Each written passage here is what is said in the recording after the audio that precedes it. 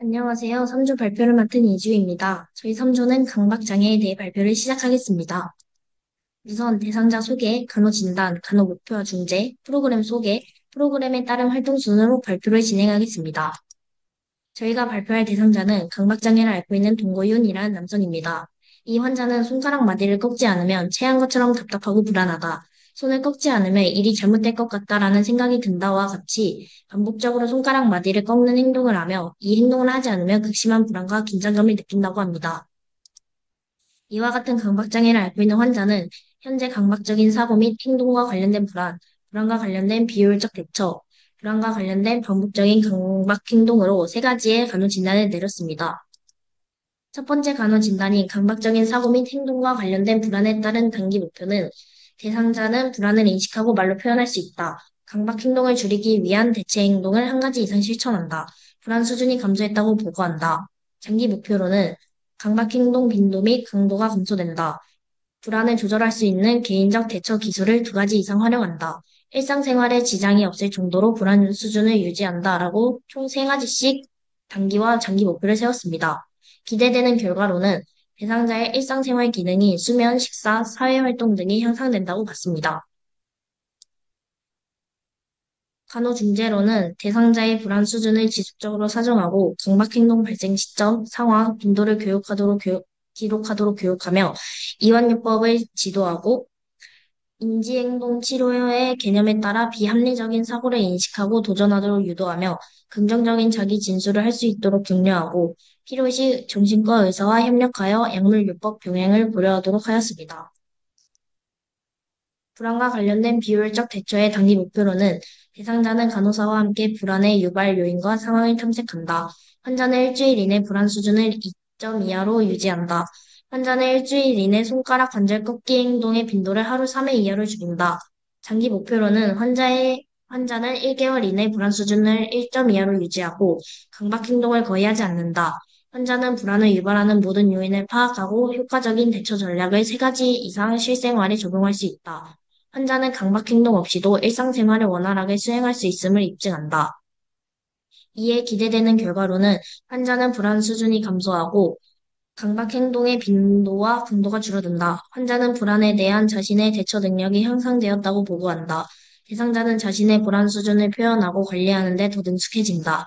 환자는 일상생활, 사회생활, 직업적 기능에서 향상을 보인다. 불안과 관련된 비효율적 대처의 간호중재로는 감정을 인식하고 표현할 수 있도록 격려한다. 이완요법을 지도한다. 정서적 안정과 회복을 위해 환자를 지지한다. 라고 총 세 가지의 간호진단을 내렸습니다. 불안과 관련된 반복적인 강박 행동의 단기 목표로는 3일 이내에 환자가 자신의 불안과 강박 행동을 인식하고 간단한 불안 완화 기법을 시도할 수 있다. 5일 이내 환자의 강박 행동 빈도가 20% 이상 감소한다.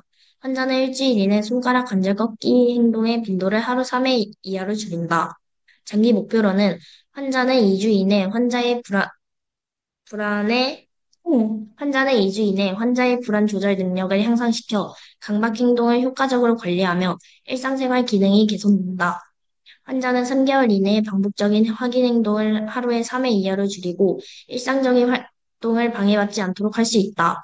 환자는 3개월 이내에 불안감을 다루는 건강한 대처 행동을 습득하여 강박 행동이 불안 등의 심리적 고통을 유발하지 않도록 한다라고 장기 목표를 세웠습니다. 이에 기대되는 결과로는 환자는 강박 행동을 줄이고 불안 수준을 감소시킬 수 있다. 환자는 불안한 상황에서 강박적 행동을 대체할 수 있는 행동을 습득하여 강박적 행동으로 인한 불편함이 최소화된다. 환자가 일상생활에서 기능적 행동을 유지하며 사회적 관계 개선에 긍정적 변화를 보인다라는 결과를 세워봤습니다. 불안과 관련된 반복적인 강박 행동의 간호 중재로는 매일 환자의 불안 수준을 척도로 측정하고 기록한다. 심호흡과 점진적 근육 이완법 등을 교육하고 병실 내부 환경을 정리정돈하여 환자가 예측할 수 있는 일과표를 제공하고 환자를 편안하게 하여 자극을 최소화한다. 가족과의 면담을 통해 환자의 치료 참여를 돕도록 격려한다. 라고 네 가지의 간호 중재를 세웠습니다. 프로그램 소개로는 강박장애 인지행동 프로그램을 실시하여 강박적인 사고와 행동을 보이는 환자를 대상으로 강박적인 사고와 행동을 수정하여 삶의 질을 향상하고 프로그램을 통해 강박과 관련된 문제 행동의 횟수를 50% 이상 감소하고 강박적 사고를 하고 있는 환자의 경우 일상생활에서 불안 정도가 50% 이상 감소될 것을 목표로 삼아 프로그램을 진행할 것입니다. 구체적인 프로그램 활동으로는 1주차에 강박증 교육을 통해 치료진 소개 및 자기소개, 치료 과정 소개, 과제 제시 및 소감 발표 등을 진행하고 2주차엔 강박증 증상 평가를 하여 지난 일주일 동안 생활 및 과제를 점검하고 증상 목록표를 점검하여 과제 제시 및 소감 발표를 진행합니다. 3주차엔 증상에 대한 상세한 탐색을 하여 2주차에 했었던 것과 비슷하게 지난 일주일 동안 생활 및 과제를 점검하고 기존의 불안 완화 방법을 검토하여 과제를 제시하고 소감 발표를 하는 시간을 보낼 예정입니다. 4주차엔 인지행동 모델 소개를 하여 도입은 모두 2, 3주차와 동일하게 진행하고 인지행동 모델의 소개와 과제 제시 및 소감 발표로 마무리할 예정입니다. 5주차엔 인지적 오류 찾기 활동으로 강박증의 공통적인 인지적 평가를 다루고 6주차엔 자신의 인지적 평가에 대한 도전과 7주차엔 과도한 책임감이라는 프로그램 활동을 통해 마음 기록지를 통한 인지 기법을 적용하는 시간을 다룰 예정입니다. 마지막 8주차엔 재발 방지를 위한 교육 및 프로그램 마무리 시간으로 재발 방지 교육 및 소감 발표를 끝으로 프로그램을 마무리할 예정입니다. 이상으로 3주의 발표를 마치겠습니다.